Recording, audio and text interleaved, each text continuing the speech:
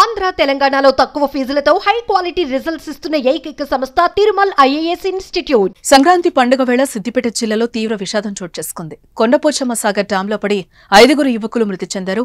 హైదరాబాద్లోని ముషీరాబాద్కు చెందిన 7 యువకులు శనివారం కొండపోచమ్మ సాగర్ చూసేందుకు బయలుదేరి వెళ్లారు.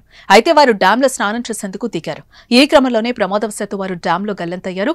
ఇది గమనించిన స్థానికులు వారిని రక్షించే ప్రయత్నాలు చేశారు. కానీ అప్పటికే 5 యువకులు మరణించారు. మిగిలిన 2 సురక్షితంగా బయటపడ్డారు.